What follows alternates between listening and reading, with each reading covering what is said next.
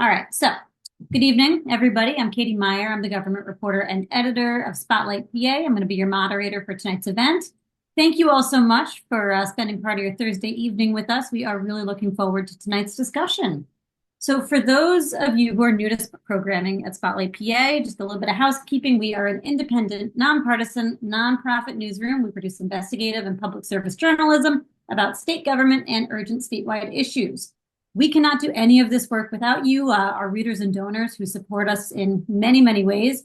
You can learn more about us on our website, spotlightpa.org. And a couple other little things before we get started. Tonight's event is going to be recorded and posted on our website tomorrow for people who couldn't join tonight. You can join the discussion by submitting questions during the event, and you can do so in the Q&A section. That's at the bottom of your screen. Thank you to everybody who already submitted questions. We're going to try to get to as many of them as possible in the second half and toward the end of our program. We probably can't get to everything, but again, we're going to do our best. Now, on to the program. So, earlier this month, Governor Josh Shapiro, he released his latest budget proposal, his third one. It would spend $51.5 billion, and it would send more money to Pennsylvania's poorest public schools. It would tax skill games, and it would legalize recreational cannabis, among many other things. So there are months and months of budget talks that are still to come, but overshadowing all of them is going to be the fact that Pennsylvania has a structural deficit.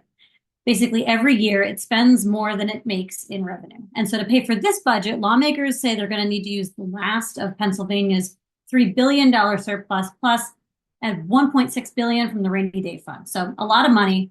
And there are also a lot of financial obligations Pennsylvania cannot get rid of. So things like federally mandated spending for programs like Medicaid, a court order to fix the public education funding system, which is going to be expensive. So all of this makes budget negotiations tricky. Luckily, here to talk about it all, we have one of the people who was most involved in Harrisburg's fiscal conversations, House Majority Appropriations Chair Jordan Harris. Representative, welcome. It's great to have you here. Thanks for having me. Thank you. So real quick to start, Appropriations Chair. Basically what you do is you manage money. Any bill that has a financial component goes through your committee. Is that about the size of it? Yeah, so in our structure of government, the Appropriations Chair is a member of the leadership team in our caucus. I do all the budget hearing stuff, one of the principal negotiators of the budget with our leader and our speaker. My staff is, I like to call them a repository of information on numbers in the budget. And then every bill that comes through the House of Representatives, whether it's a House bill or if it's a bill coming over from the Senate, it has to end up in my committee to get a fiscal note. So from a policy perspective, Appropriations Chair in our committee has a kind of the last way of stamping a piece of legislation before it goes to the House. So it's very important in the whole budget scheme of things, but also on the policy perspective, it's a part of the conversation as well. Yeah, yeah. And I think one of the important things for people to understand about that, basically, the Appropriations Committee, it's not just a regular committee in state government. It touches pretty much all of the big bills. So with that sort of introduced, I should say, you're going to be central in budget negotiations. It's a huge part of your job. And also, like, budget time is kind of when Pennsylvania passes the bulk of any new legislation it's going to pass now. A lot of things get log rolled into the budget. So it's a very large negotiation that has to happen every year. So I'll start off with something that has been sort of a tough thing in budget negotiations, not just in this administration, not even just in the last administration, going back probably to the Corbett administration. We have a structural deficit in Pennsylvania. We spend more every year than we make in revenue. And so it kind of requires a lot of shuffling every year. It is starting to stress state reserves. How big of a problem do you consider this to be? How pressing is it for us to figure out ways to balance our budget in a more sustainable way? Well, I think we have to reset the conversation. Pennsylvania, over the years, through the Wolf administration and through the first 2 years of the Shapiro administration, has done a fair job of managing our resources, so much so that the credit rating agencies have upgraded our credit report and credit ratings, just like The average American has a credit score. When you check your Credit Karma or whatever app you use to check your credit, Pennsylvania as a state has a credit score as well. And that score is important because when we go out to do bonds to finance major projects in the Commonwealth, depending on our credit score, that depends on what our interest rates will be. And in the long run, it depends on how much taxpayer resources we'll need to pay back whatever we go out and do bonding for. So I think we should start the conversation with an understanding that we have been a good fiscal steward over the taxpayer dollars, so much so that credit agencies believe that we are a good investment with regards to our worthiness of being able to borrow money to do big deals and big projects. Now, Mhm. with regards to where we are with what we're bringing in versus what we're sending out, costs increase, just like the costs in your homes increase. The cost of the Commonwealth has increased, and many of those costs, quite honestly, are costs that we can't get away from. When you look at the Department of Human Services, which is the largest budget item, the largest department in state government, we can't get away from that. People get sick and they need health care. People, have disabilities and they need care. A lot of those fixed costs are costs that we have to deal with, and those costs continue to increase. So, what the governor has done in his proposal has put together ways to generate revenue while also expanding. What we hope to do is expand the scope of businesses that want to, come to Pennsylvania and do business here in the state so that we can generate revenue from them as well. So, you know, there is a plan in place, and hopefully by June the 30th, we can get the governor, the House, and the Senate to agree so we can continue to move forward with the investments that we've been making in the future of Pennsylvania. And I do want to get into all the pieces of that plan. I do want to also contextualize, because yeah, as you mentioned, our credit rating was upgraded. It had been downgraded before. We had a better few years. That came, though, just, to kind of point out, amid the pandemic, we got a lot of federal aid during the pandemic, and that helped the state out a lot. And then around that time, we also had some sort of unexpectedly good revenue years. And so that is one of the reasons why, we had been struggling every year to balance a budget. And then suddenly we have a string of years where there's a surplus. And so that's, awesome for the state, but it's also kind of good luck for the state. And so, as all that's happening, we still had this kind of like looming issue where we still are spending more than we're expecting every year. The surplus has been getting paid down, and that's still the expectation. So, now to your point, I would say though, your point is there's revenue components in this budget, right? So I would say there's a broad consensus, right, that there does need to be some new revenue here. Yeah. Okay. So let's talk about some of those proposals. One of the big ones is recreational marijuana. That's something we've had a lot of questions about from our Yeah. audience. I'm sure we'll talk a little bit more about it later if we don't get to everything here. But recreational marijuana, we've been talking about it for I've been here for almost 10 years covering Harrisburg. It's been talked about that whole time. It's Mhm. gotten more common in the states around us. What are the odds that you think that that's like a real thing that could happen here? Well, listen, here's the thing, and let me say this first. I Yeah, yeah. think you are correct with the fact that Pennsylvania has had some good financial years. I don't think it's luck. I just say thanks, Joe, because the truth is the federal government did a really good job of helping the economy those years, and we are beneficiaries of that fair economy. So again, thanks, Joe. Anyway, when you talk about marijuana, though, listen, all of the states around us have legalized marijuana. Um, and what we've learned from those states is that a big portion of their resources and their revenue comes from Pennsylvanians crossing the border to go to New Jersey, Pennsylvanians crossing the border to go to New York to buy recreational marijuana and bring it back to Pennsylvania. And, I've always been in favor of the legalization of adult use cannabis. I mean, quite honestly, we as a state sell alcohol. We have the wine and spirit store throughout Pennsylvania. So we're in the business of selling alcohol in Pennsylvania. which I believe is much more harmful than marijuana. So, my position has been the states around us are making money off of our citizens going there because we haven't legalized it. So, what do I believe? I believe we should legalize it. I believe we should regulate it, and I believe we should tax it and benefit from the finances that'll be generated here in the Commonwealth. That would help with our financial footprint and our financial outcome. Now, I know that there are those who may have some concerns about, "Oh, I don't want it near school. I don't want it near here."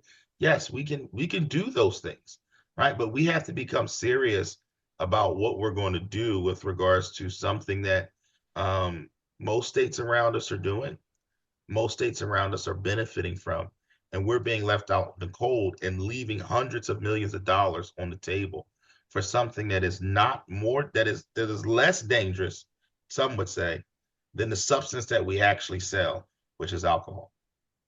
And I do want to ask, I mean, not to get too granular about this, but I think your perspective is one that's kind of grown in, it's a growing consensus in the legislature. More and more representatives on both sides of the aisle and senators have said, okay, this is coming, whether we want it or not. Like, it's just kind of a reality at this point. We're going to have to like get with the times and legalize it is kind of the thing that I hear a lot. And we've done some reporting on this. Um, I think the big question is how do you do it? How do you structure the new industry? Some people have proposed a state store system for selling marijuana. Some people have proposed a market where the current medical sellers can expand into the recreational market. Do you think one of those has a better shot than the other? Do you support either yourself?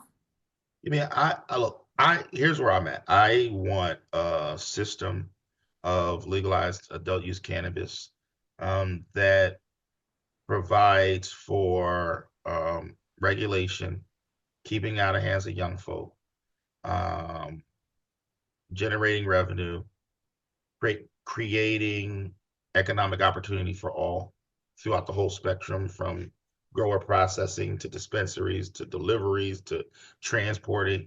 I want equal access to opportunity for all.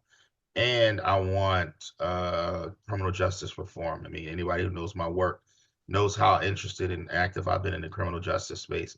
We got to fix the criminal records of those who have been victims of the war on drugs. So, I am still reviewing all of the different um, uh, kind of blueprint and outlines of what folks want to do. What I will say is that I do think there's room for us to come to the table and find some kind of middle ground, whether it's a state store model, whether it's the private sector model, whatever. I think there's a way for us to come to a middle ground and get it done, and get it done by June 30th, so that we can move forward with the collection of revenue, and not only the connection of revenue, but some places, some counties are still arresting people for small amounts of marijuana, which is also a cost driver for local government. Yeah, and I should say that's been something that's been really kind of tied into this proposal. A lot of folks have said we can't pass something like this without passing, something to expunge records for low-level marijuana arrests, things like Mhm, that. I do want to ask you, just while we're on this topic, we've got a bunch of questions about it. mhm. Uh, does the legislature, do you think that there needs to be some sort of a health impact study that's done before you legalize this, or is that not something you're interested in? I think there have been health impact studies done all across the country on the legalization of marijuana. And but what we have done is the governor's proposal puts money aside for law enforcement. I think just like with cigarettes, with alcohol, there needs to be warnings and whatnot. But I think there have been many studies that and polls taken. I think majority of Pennsylvanians and the majority of Americans have already made up their mind on whether we should legalize adult use cannabis. I do think that we have to do this correctly if we're going to do it here in Pennsylvania. And I do want to keep us moving, but I should say that question was from Heather H. Heather, thank you for your question. Another revenue proposal here, skill games. First, I want to just, for those of us who don't live in Philadelphia or a city where they have like popped up and become inescapable, skill games, they're kind of like slot machines. You'll see them in like bars, restaurants, taverns, gas stations. Once you start looking for them, you'll probably see them all over the place. They are not regulated right now. They exist in kind of a legal gray area because they have a skill component. There's a lot of question about whether they should be considered gambling. So they ended up being allowed in the state. The courts have ruled that they are legal and permissible, but we don't tax them. We don't make any money off of them. And so that is the proposal that's on the table here.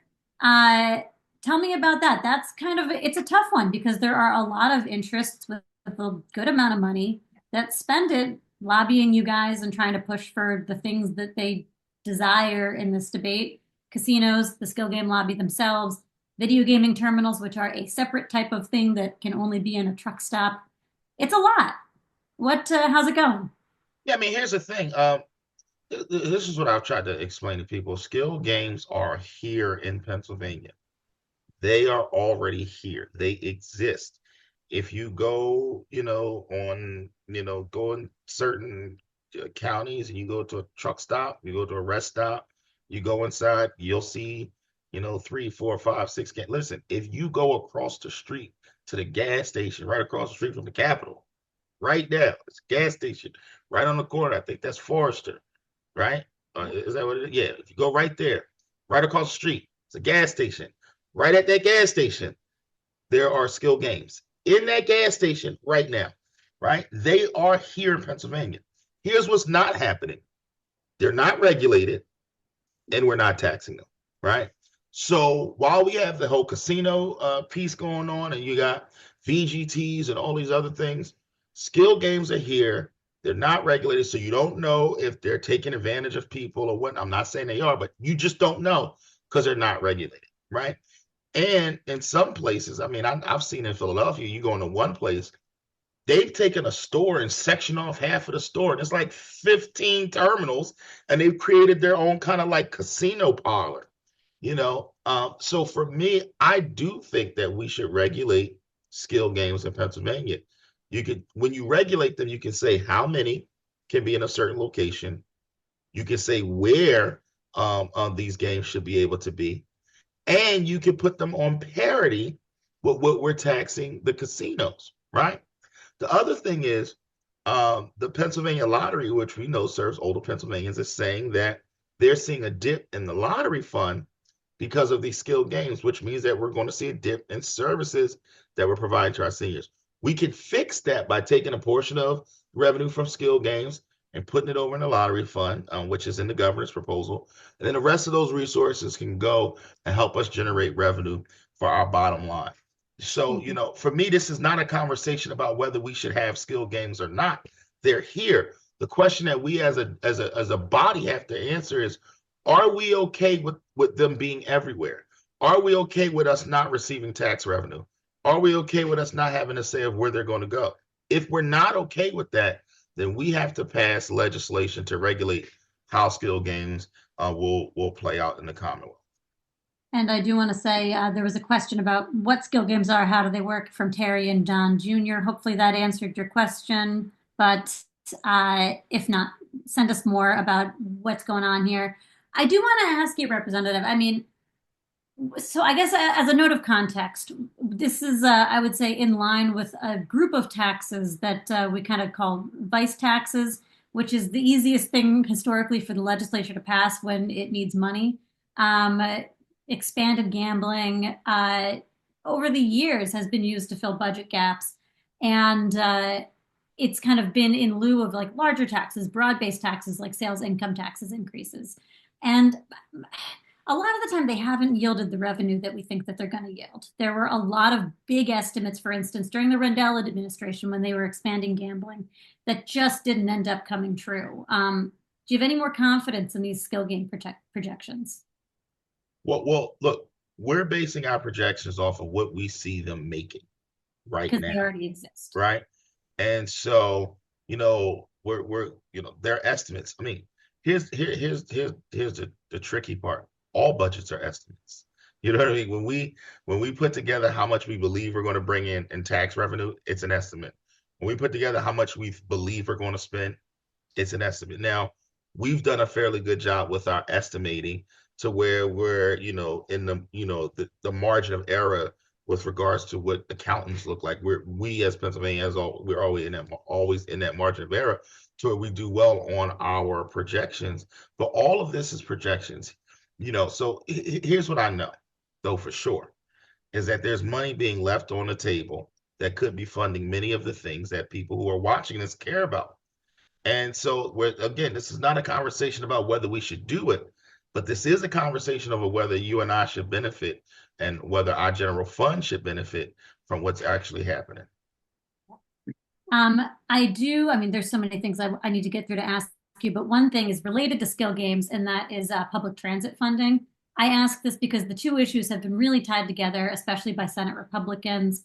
Essentially, the situation is SEPTA, which serves Philadelphia and the surrounding suburbs, is approaching what they call a fiscal cliff. They've said they really need more money from the state, and they are going to have to significantly cut services if they don't get more money. I should also say they are not the only public transit agency this is happening to. A lot of public transit agencies struggled during the pandemic, got federal funding. That has now run out. Ridership hasn't always recovered. And so Pittsburgh's transit system also says it needs more funds. Mhm. Other smaller ones around the state do. SEPTA is just the largest. So it becomes a Philly issue, even though it's not just a Philly issue. But anyway, Republicans have said they need more revenue, stable revenue for SEPTA funding to happen. They've said skill games might be that. Do you still think that that deal that was laid out, like, is that still something that's on the table? Does that look doable? Well, the Senate Republican leadership, I believe, are the ones who they've introduced their version of skill game legalization. Look, I don't think we need to get into tying skill games to this to that. Bottom line is we need both. We need to regulate skill games in Pennsylvania, but we also need mass transit funding. The truth is that our economy, our general fund, benefits from the fact that people are able to get to work every day, and they're using mass transit to do so, whether it's in Philadelphia with SEPTA, whether it's in Allegheny County with PRT, or whether it's in Lehigh Valley with Atlanta. There are all of these mass transit agencies across our Commonwealth that, because they run, we're able to do commerce. And that commerce allows us to get sales tax money, personal income tax money, all of these different things that fuel our economy. So when I look at mass transit funding, I look at it as an investment in our future and in a general fund. And outside of that, you got people who are also using mass transit to get to doctor's appointments, mass transit to use to get our young people to schools every day. Now, I will say that I do agree that we need to be looking at accountability from all of our mass transit agencies with how they are spending our tax revenue. But we have to be very clear. We haven't really increased the actual formulaic number in almost a decade, and we need to do that because not just SEPTA in my part of the state, but all of our transit agencies have said that they need support and that they need funding, and it's going to cripple our economy if we're not actually addressing those things. So do I think we need to tie the, skill games to mass transit? No, I think we actually just need to get both done. All right. I want to move now to a topic I'm seeing a lot of chatter about in the chat, and Sure. that is education. It's a big Yeah. one. Hmm. I, I guess to contextualize, there was a couple years ago a Commonwealth Court ruling that said that Pennsylvania's school funding system, public school funding system, was inequitable, and so much so that it was unconstitutional. And the judge basically said, just legislature, fix it. There wasn't a prescribed thing necessarily, a formula for fixing it. It was just, you need to make this more equitable. And that's something that, you folks have held a bunch of hearings about, and then you have started doing it. It just sometimes, takes a court order for large changes to happen in the legislature, but a lot of money has gone to education. This past budget, it was about $1 billion, which is significant and a significant increase. There's been a new formula that is driving more money to the poorest schools. And there's a bunch of related questions we can ask about this. But just first of all, I'm curious, how is this need to fund education and to fund it at a higher level? How is this affecting the rest of budget negotiations? Well, listen, here's the thing. Pennsylvania, uh, our court said that what we're doing with regards to education funding is unconstitutional. Like this is no longer conjecture. This is no longer just people talking about what we're doing. Like the court has said, like the way you guys are doing it is unconstitutional. You need to fix it. And so we have a obligation, a responsibility to fix it, and it's no longer a moral obligation. Before you could say it was a moral obligation. No, now it's a legal responsibility for us to get into compliance with our own constitution. So last year, the Basic Education Funding Commission came up with a plan and how we could get into constitutionality. Um, Last year's budget made a down payment on that. It was like $1.1 billion in public education funding. A big portion of that went into a formula that sent money to the schools that have been underfunded for years. This year, the governor's budget looks to increase that dollar amount and doubles down on us making those investments. Here's why this is important to everybody who's listening to this. And I want to make a direct correlation to education funding. When we at the state level don't fund the schools in the way that they should be funded, they get funding. It just happens at the local government level. So if you've been wondering why over the last 7 to 8 years, you've been seeing an increase in your, property tax or your school taxes, it's because Harrisburg had been derelict in its responsibility for far too long with regards to funding our schools. So let me say this again. I want folks to understand it. When we don't fund schools at the state level like we are required to by the Constitution, the school district is now left holding the bag, and they now have to raise your local taxes, right, to fill the gap. So what we're saying is that we have this court ruling that says that we need to do something, we need to fix it, and that's what we've been doing. And so this year budget continues to make that investment in our young people so that school districts that have been underfunded can get the funding that they deserve, but also school districts that have been overtaxed can start to see relief to their taxpayers. So I think, when you talk about education in Pennsylvania, we're making strides in the right direction, but now is not the time to cut and run. Now is the time to double down on our investment. And I should say, the budget last year actually did acknowledge the size of this gap that exists. And this is based on, again, I mentioned those hearings that you folks did last year, but they put it at about $4.5 billion. So a little bit more than $1 billion has gone in so far. I think it's, 1.7 or something based on like what they did in 2023 as well. And so that leaves a pretty big hole. So Yeah. a lot of the public school advocates have said they want to see it filled in 4 years. A lot of folks have said that that's going to be kind of hard and too fast. I do want to ask you, one of the things that you've been hearing from Republicans a lot, increasingly, because I think there was some general consensus after this court ruling that more funding was simply going to be necessary. But what you've started to hear from their leadership, Joe Pittman said this recently, is we need accountability. We need to be auditing where this money is going. We need to understand how the schools are using it. What do you say to that? I 100% agree. I agree that there needs to be an accountability for where the money is going and what we're spending the money on. I think we should be able to hold folks accountable for outcomes for our young people. But here's the other thing. Here's the flip side to that. You can't starve a system, right, for so long. Give it scraps for 2 or 3 years and then think that we're supposed to have all of these great outcomes. I think you have to continue to make those investments to see those outcomes. I mean, you still have schools across this Commonwealth where they have crumbling infrastructure. You have schools across this Commonwealth where they don't have the tools necessary to educate their young people. So you can't give them an influx of cash for 1 year or 2 years, and now all of a sudden think that overnight everything is going to get better. That's just not realistic. But do I believe that we need to have a true accounting of how we're spending taxpayer dollars in the education space? Absolutely. I've always felt that way, and I always will feel that way. I feel that way about my own school district back in Philadelphia when I ask, my own school board questions about how we're spending the money, where's the money going, and are we seeing the outcomes that we should be seeing from our children with regards to the dollars that we're spending. So you'll get no argument from me that we need to hold people accountable for the money that we're sending to our schools and that we should be able to see outcomes. In addition to that, we should be seeing school districts align themselves with the business community. I have been a proponent and an advocate for years with having our educational systems partner with our chambers of commerce.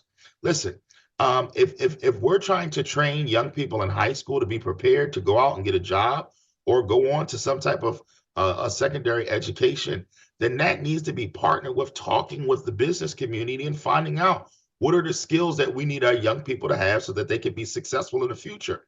Look, far too many of our schools are educating our young people for jobs that were extinct 20 years ago. Like that makes absolutely no sense. We should be having superintendents and CEOs at the same table so that we can plot and plan and understand what our children are going to need, not just tomorrow, but for the next 10 to 20 years to be successful. And then we should be aligning our curriculum with what we know is going to be needed in the business community. Right. I am going to move into some more of the questions from the chat. And this is something still on education that is Yep. sort of an inextricable part of this conversation, and that's school choice. And I can't even read all the names where we're getting questions about that. But Joshua Walker, Jean Geld, and a bunch of others have sent in questions along various lines on school choice. I'll ask it. This has been a complicated question for the Democrats, honestly, for many years.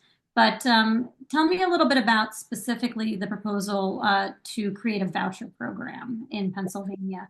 Listen, Um, I've never wavered on um my belief that parents should have options and choices for their children. But if you're going to give parents options and choices, they should be real choices and not choices on the surface. So that's the first thing. The second thing for me is I've always said this that I would be willing to look at what other options are there in the educational toolbox. But that looking at those options must first start with the option that most of our parents are choosing, and that's the public option. You can't starve our educational system and then try to force everybody else to have options and point to the educational system like, hey, this is why we need options because this system isn't doing well. Well, no, the truth is, many parts of our systems aren't doing well because you're not funding them to do so. So, like, we got to have a realistic conversation about what it looks like to fully fund our schools.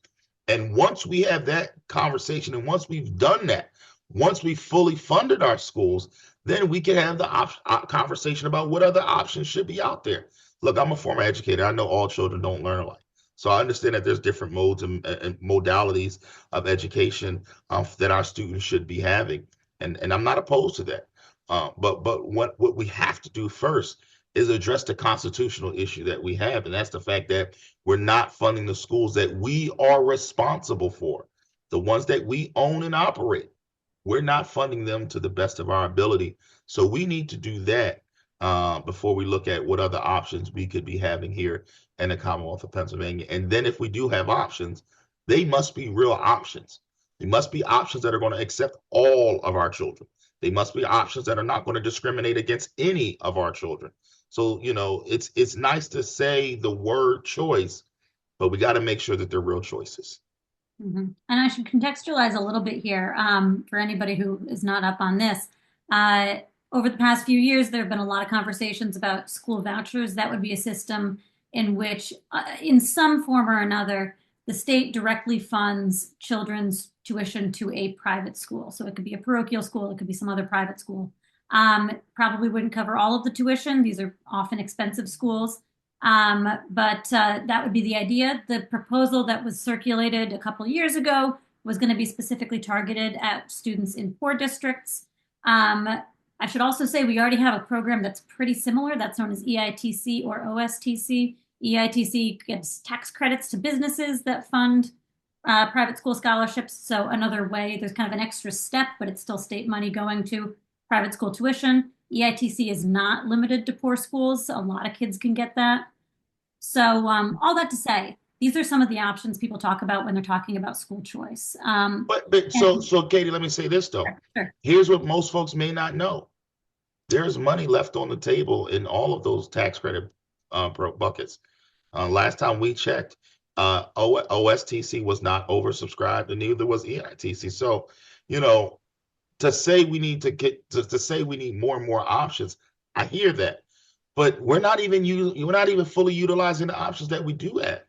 There's money right now that is not being used in the tax credit buckets. I mean, I don't have the exact numbers, and I'm not talking about like hundreds of thousands. I mean, millions of dollars that we have set aside for tax credits that are not being used as of right now. And look, people can give their reasoning why, but those options have not been fulfilled as of right now. So before we look at any more options, let's fully fund our schools, and also let's use the options that have already been prescribed in law in this Commonwealth. All right. I think we can leave the that specific question there for now, but I do want to ask you about one other school related thing. We got a couple questions about this, and it is cyber charter schools. Dr. Myra F. had mentioned this in a question that she sent in, and I think that we had some others as well. But basically, cyber charter schools, right now, they are funded under the exact same formula, or almost the same formula, I should say, as brick and mortar charter schools. That's a formula that bases the tuition on school district per student spending. An increasing number of folks in the legislature are saying that that does not make sense because cyber charter schools are online and they don't have the same amount of like brick and mortar overhead. And so, and also that they have unlimited students. They've grown a ton in the last couple of years since the pandemic. So there's been an increased attention on these schools. What can you tell me about what might be on the table when it comes to cyber charters? Listen, I'm not going to say that there's not a place in our educational toolbox for some type of cyber programs. I mean, there are school districts who are building their own cyber programs because they understand that some children do better outside of the traditional classroom setting. But what is problematic is that the Auditor General just released a letter that I read today that showed a tremendous increase in payments to cyber charter schools, so much so that the 5 cyber charter schools that we have a fund balance of over $600 million. That is wild. Like, I don't even know what word to use. That is crazy that there's over $600 million just sitting in an account on a fund balance. Now, listen, all educational systems should have a fund balance for emergencies, but $600 million is just crazy. And there needs to be an accounting of how and why there's so much money just sitting there in the bank with these 5 cyber charter schools. In addition, somebody has to explain to me how we're funding, cyber charters and the way that we're funding them when they don't have school buildings. So look, I we have to take we've done some things on cyber charters, but seeing what the Auditor General is coming, we got to take an even deeper dive at what's going on in the cyber charter world. Where and here's the thing, I've had conversations with folks and nobody can answer that question for me. So I have a problem. I have a huge problem with the fact that there's $600 million in a fund balance in the cyber charter system. Yeah, and I should say Tim DeFore, the Auditor General, a Republican, this has not just been an issue that Democrats have been talking about. That I think is a good place to leave that one. We got a bunch of questions, and this is a slight turn, but a bunch of questions from folks about the federal impact of various things the Trump administration, or the financial impact of various things the Trump administration is doing on the federal level. Deborah S. had asked about whether Pennsylvania needs to do anything with Medicaid, whether there's any sort of threat to Medicaid being available for Pennsylvanians. Jessica H. asks if there's room in the budget to support nonprofits that got federal grant money cut. Rob C asks if just generally, if potential loss of federal funds and grants figures into budget calculations. So to any of those questions, how is this affecting the state or how might it affect the state? Look, we're very concerned about what's happening at the federal level with regards to money that was either allocated to Pennsylvania and hasn't been received yet, or money that we were looking forward to receiving, or money that's just a part of the work that we do. I mean, the person that asks about Medicaid, should we be concerned? The answer is absolutely. Absolutely, because we had a budget hearing yesterday with Secretary of Revenue, and Secretary Brown and I had a very, I think it was yesterday. Was it yesterday? All of these days are running together, so I can't tell. It was yesterday or the day before. But what we were talking about was that if the federal government pulls back on their funding, we're still on the hook for a lot of these services. And so we would have to find the money to fund it. I did an interview today about I-83 and the $500 million that the federal government is supposed to give us for I-83. Well, if the federal government, freezes that money or pulls that money back, it's a over $1 billion project. I don't know where the state is going to come up with those resources. Listen, just like, the state partners with local government to provide resources and we do things together, the federal government is a major partner here in the state of Pennsylvania. And so we are gravely concerned and paying close attention to what is happening in Washington, D.C. and what that could mean for Pennsylvania. We're also in contact. I literally saw Congresswoman Madeline Dean this earlier this week. And look, we are in contact with our federal legislators to let them know how some of these proposed cuts could have a drastic and draconian effect on Pennsylvania and the services that we provide to our citizens. So, are we paying attention? Yes. Could it be devastating? It could be. It could be catastrophic for Pennsylvania if some of the funding it doesn't come our way from the federal government to service Pennsylvanians who are also Americans. So it's our money too. I want to ask actually a specific question on that Sure. from Jarrett J. And this is just kind of to put a specific frame on the various concerns about federal funding. Jarrett says the Trump administration had wanted to cut funding for electric vehicle charging stations and solar energy. Are there plans to continue both of those projects? And indeed, they had mentioned those charging stations specifically. I know RFPs had already gone out on those projects. Some of them had like started moving. Yeah. Any word on that? Yeah, I honestly, I don't know. I mean, we don't know right now. A lot of stuff is still in influx as we kind of get a better handle on what's happening and coming out of the federal government. 1 minute things are paused, the next minute is happening. So we don't really know or have a full grasp on that. And so some of those questions are still unknowns as of right now.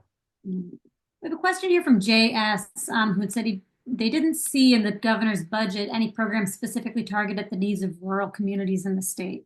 Anything you can say for Jay about what's in there for rural Oh, communities? absolutely. I mean, any infrastructure funding is for, lots of the roads and bridges money. That's going to be for rural communities. All of our money. I mean, it's not like folks in rural America don't use Medicaid to go to hospitals and quite honestly, that money is more necessary in many of our rural communities than it is our urban communities. I mean, you have hospital deserts in certain places, so a lot of that money is for there. I mean, there was money in the budget last year. There's money proposed in the budget this year for OBG and NICU units. Why? Because um, in rural areas, they have less services than folks in Philadelphia would have or folks in Pittsburgh. So that, it's money in that for rural Pennsylvania. I mean, there is money all over the state budget that is going to benefit rural Pennsylvania. Our schools, I mean, there's schools in rural Pennsylvania and here's the crazy thing. Lots of those schools are schools that have been underfunded. They're in Republican districts. They're not in Democratic districts. So a lot of those schools that are getting money that through the formula that we use are schools in rural Pennsylvania as well. So absolutely, there is, tons of money in this budget for rural Pennsylvania. Yeah. Yeah.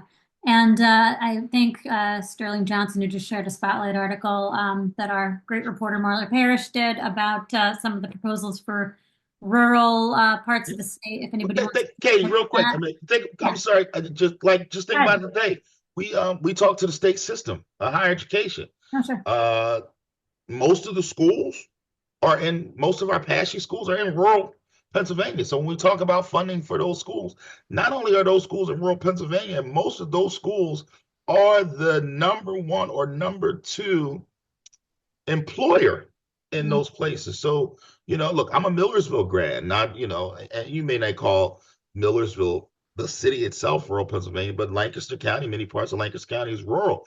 And a lot of those professors, a lot of the folks that work at Millersville, they live in those parts. So, is there a line item in the budget that says rural Pennsylvania? No, there's no line item in the budget that says, particularly rural Pennsylvania. There are line items that go to things that fund parts or industries in rural Pennsylvania. But when you just think about our state system, when you think about the community colleges, many of those community colleges are in some of our rural parts of Pennsylvania.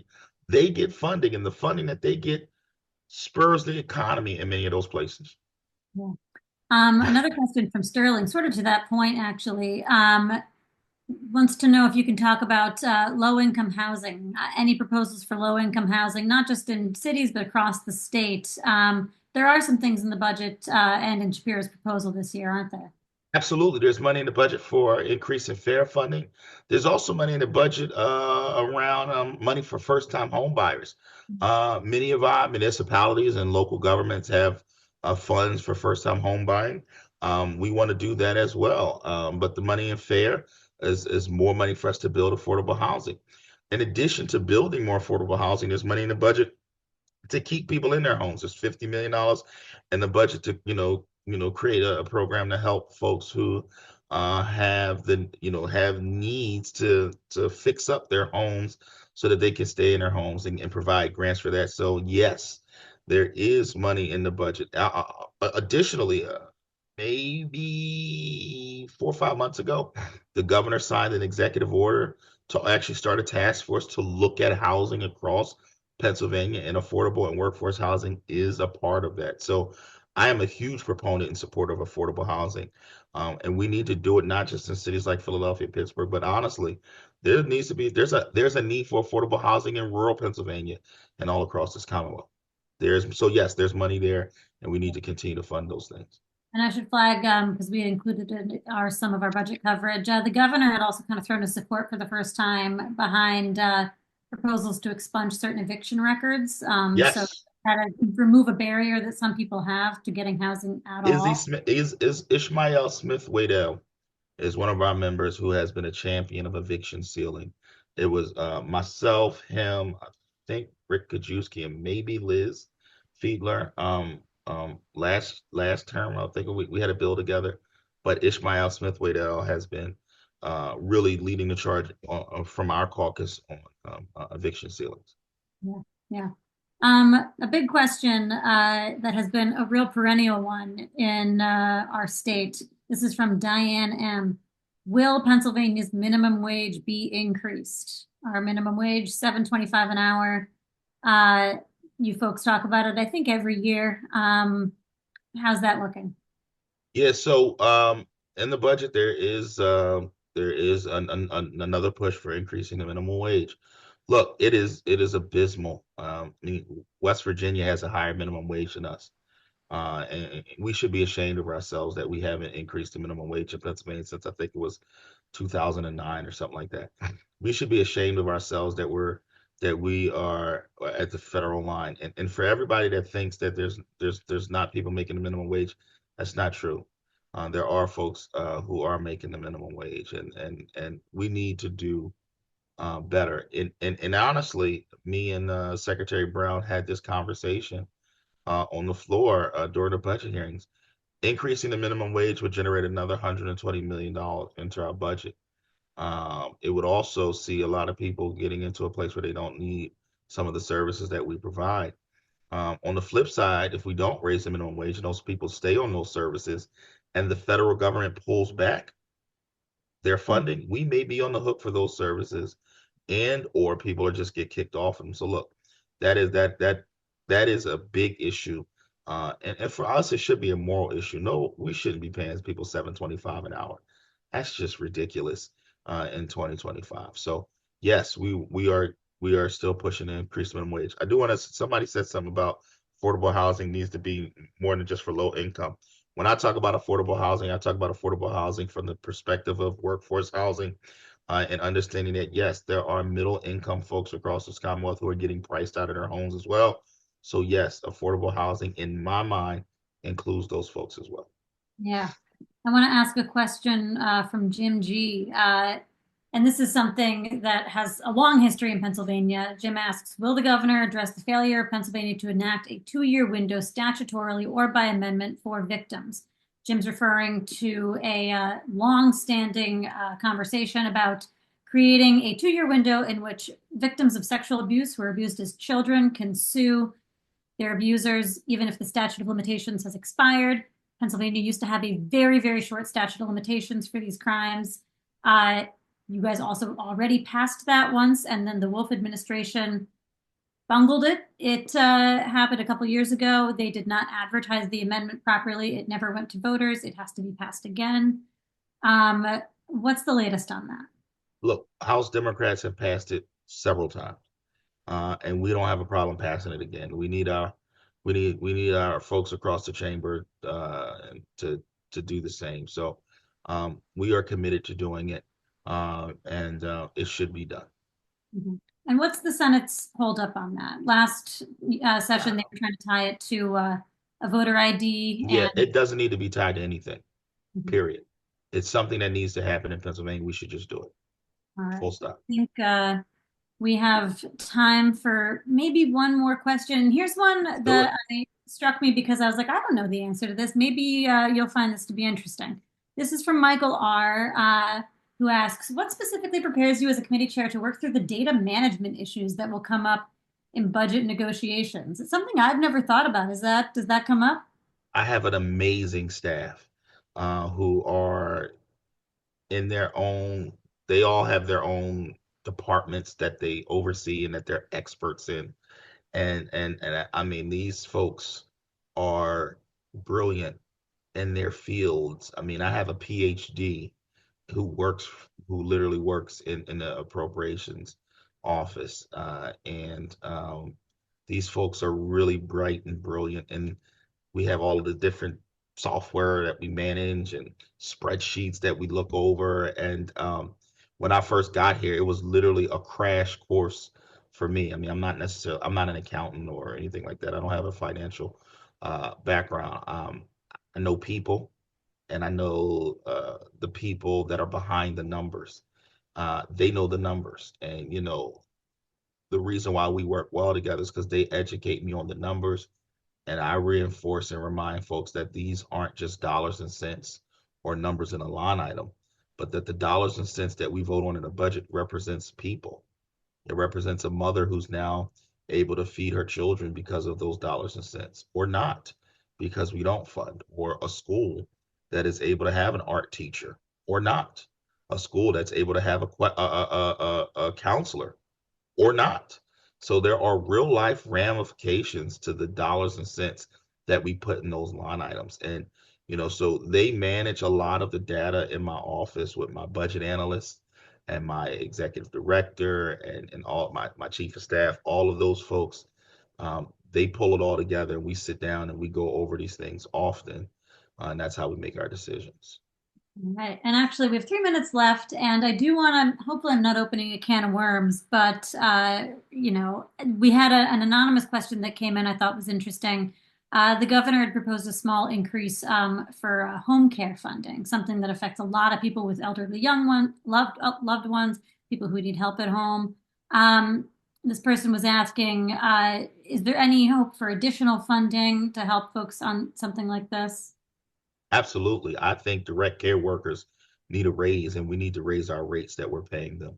There are way too many of our direct care workers who could make more money working at Chick-fil-A than they are doing direct care work. And for those that don't know what direct care workers are, those are the folks who are going into your grandmother's home or your elderly mother's home and making sure that she takes her medicine, or that your father takes his medicine, that they're cooking food for them, and that they're, changing the sheets and doing all of these in-home things that if they weren't doing them, our relatives, our loved ones would end up in a facility, which would cost us way more money in a skilled facility than those folks being able to be cared for in their own homes. So those direct care workers need to be compensated, because if they leave the industry, it is actually going to cost us more money. So that we need to fund them. Also, yes, there is no divide between rural and urban. There are poverty issues in both rural Pennsylvania and urban Pennsylvania. Yes, I want to pass a budget by July 11th, but by July 1st. Will it happen? My crystal ball is still cloudy on that, but we're going to work like hell to get it done. Um, what else? Any other rapid fire? I'm just rapid fire, whatever people. Hi, I was anybody, trying to answer questions anybody. for you before we roll. I know it was an active chat, and now I'm going through it. I'm sure there's a ton we haven't been able to get to, but I think that's a good place to leave it. Thank you so much, everyone who had questions. They were really great ones, and I've enjoyed the conversation. And thank you to Representative Harris. This was wonderful. Let's do it again soon. Let's do it again June. soon. I'll give All you an update on where we are. right. I'll take you up on that. All All right. right. Y'all Take take care. care. Bye Thank bye. you, everybody.